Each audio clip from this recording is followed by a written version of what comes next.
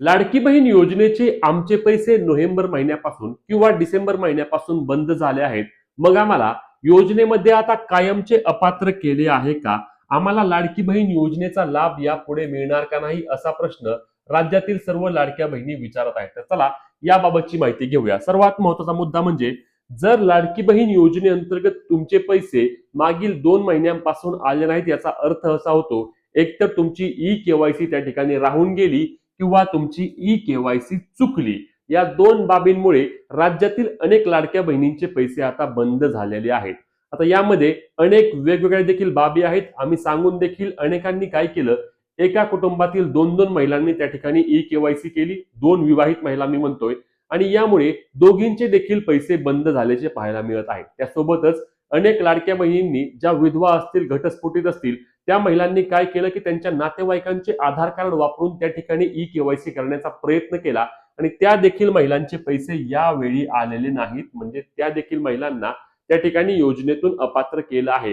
आता हे अपात्र केलं आहे म्हणजे नक्की काय केलं, किंवा ज्या ज्या महिलांचे पैसे आता आले नाहीत त्यांना यापुढे लाडकी बहीण योजनेचे पैसे मिळणार का नाही, आता पुढील प्रक्रिया नक्की कशा पद्धतीने पार पडणार आहे. कारण ठीक आहे, 2 महिन्यांचे पैसे आता आले नाहीत, आता जानेवारी महिन्याच्या हप्त्याचे वितरण होईल, त्यावेळी आम्हाला पैसे मिळतील का नाही, असा प्रश्न लाडक्या बहिणी करत आहेत. साहजिकच आहे, 1500 रुपये जे लाडक्या बहिणींना अत्यंत महत्वाचे असतात. ज्या ज्या लाडक्या बहिणी या 1500 रुपयांचा लाभ घेतात त्यांनी आतापर्यंत 16 हप्ते घेतले आहेत, आणि अचानक पद्धतीने जर योजनेचे हे 1500 रुपये बंद झाले तर आमच्यावर मोठा अन्याय होत आहे, असे देखील लाडक्या बहिणी बोलत आहेत. हे पैसे आले नाहीत, मी सांगितलं तुम्हाला, त्याची वेगवेगळी कारणं आहेत, ज्यामध्ये ई-केवायसी असेल. आता या ई-केवायसी मध्ये समजा ज्या ज्या महिलांनी ई-केवायसी केली आहे आणि तरी देखील त्यांचे पैसे आले नाहीत, त्या महिलांचं काय झालं आहे तर लक्षात घ्या याबाबतची सविस्तर माहिती.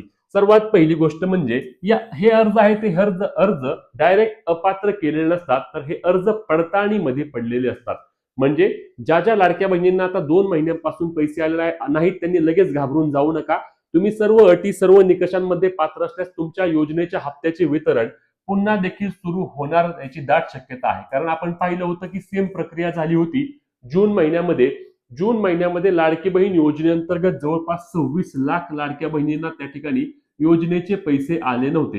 हे योजनेचे त्यांचे पैसे बंद झाले, परंतु तेच पैसे जेव्हा त्यांची पडताळणी प्रक्रिया पूर्ण झाली तेव्हा सप्टेंबर महिन्यापासून त्या लाडक्या बहिणींना, अनेक ज्या पात्र होत्या त्या पात्र लाडक्या बहिणींना योजनेचे पैसे पुन्हा एकदा सुरू झाले. हे जून महिन्यामध्ये झाले होते, तेच आता यावेळी देखील होईल. आता तुम्हाला त्या ठिकाणी पडताळणीमध्ये का टाकलंय तर तुमची ई-केवायसी करताना चूक झाली होती, तुमचे प्रश्न निवडताना चुकले आहेत, किंवा तुमच्याकडून त्या ठिकाणी काही प्रमाणामध्ये इतर कोणाचे तरी आधार कार्ड वापरले गेले म्हणून तुमचा फॉर्म पडताळणीमध्ये पडला. आता ही पडताळणी झाल्यानंतर तरी देखील तुम्ही यामध्ये अपात्र असल्यास मग मात्र योजनेचे तुमचे पैसे बंद होतील, तुम्हाला योजनेचा लाभ यापुढे मिळणार नाही. मी वारंवार सांगितलेलं की एका कुटुंबामध्ये जास्त महिला असतील तर ई-केवायसी करायला जाऊ नका. अनेक महिलांची मी स्वतः खात्री केली आहे, सेम प्रॉब्लेम झाला आहे की एका कुटुंबामध्ये सासूने सुनेने दोघींनी ई-केवायसी केली. एका रेशनिंग कार्डवर असलेल्या 2 विवाहित जावांनी त्या ठिकाणी ई-केवायसी केली. काही महिलांचं तर असं झालं की ज्यांना 2 मुली आहेत त्यांनी काय केलं, स्वतःची देखील ई-केवायसी केली आणि दोन्ही मुलींची देखील ई-केवायसी केली. त्यांचे देखील योजनेचे पैसे बंद झाले आहेत आणि ते परत चालू होण्याची शक्यता देखील मोठ्या प्रमाणावर कमी आहे. कारण तुम्ही चुकीच्या पद्धतीने योजनेचा लाभ घेण्याचा प्रयत्न करताय, असाच त्याचा अर्थ होत असतो. म्हणूनच योजनेचा जो जी-आर होता त्या जी-आर मध्ये या अटी पूर्वीपासूनच आहेत आणि यासाठीच ही ई-केवायसी प्रक्रिया सरकारने राबवली गेली होती, जेणेकरून ज्या पात्र आहेत, ज्या योग्य आहेत त्यांनाच योजनेचे पैसे त्या ठिकाणी द्यावेत.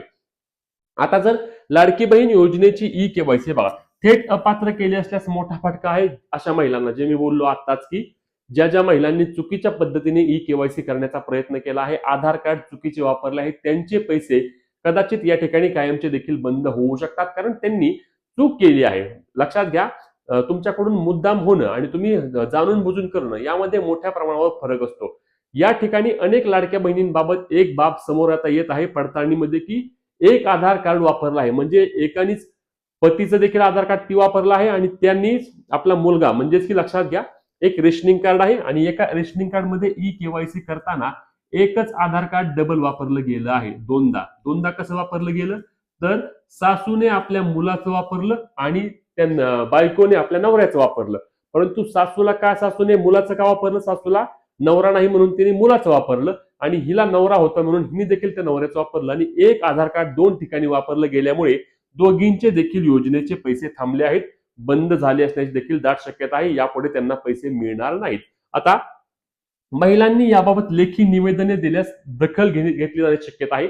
राज्यामध्ये आपण पाहत आहोत की विविध भागातील लाडक्या बहिणी सध्या काय करतायत तर ते जात आहेत आपल्या तालुका लेवलला किंवा आपल्या जिल्हा लेवलला महिला व बालविकास विभागाच्या प्रकल्प अधिकारी यांची ते भेट घेत आहेत आणि त्यांना भेट घेऊन लेखी निवेदन देखील देत आहेत. अनेक लाडक्या बहिणींनी हे निवेदन आम्हाला पाठवले की ज्यामध्ये आमची ई केवायसी राहिली आहे, आमची ई केवायसी परत करण्यासाठी आम्हाला संधी द्या किंवा आमची ई केवायसी चुकली आहे ती आमची ई केवायसी आम्हाला एडिट करण्यासाठी त्या ठिकाणी अजून एक पर्याय उपलब्ध करून द्या, अशा मागण्या राज्यातील विविध भागातून लाडक्या बहिणी करत आहेत.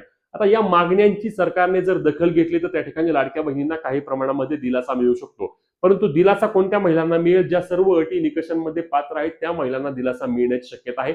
ज्यांनी चुकीच्या पद्धतीने लाडकी बहीण योजनेचा लाभ घेण्याचा प्रयत्न केला आहे त्यांना नक्कीच सरकार त्या ठिकाणी दिलासा देणार नाही. 4 चाकी वाहनधारक महिला असतील किंवा कुटुंबामध्ये सरकारी नोकर असलेल्या महिला असतील, ITR भरणारे कुटुंब असेल किंवा तुमच्या कुटुंबामध्ये कोणालाही पेन्शन असेल, 2.5 लाखांपेक्षा जास्त उत्पन्न असेल, अशा विविध अटी असतील.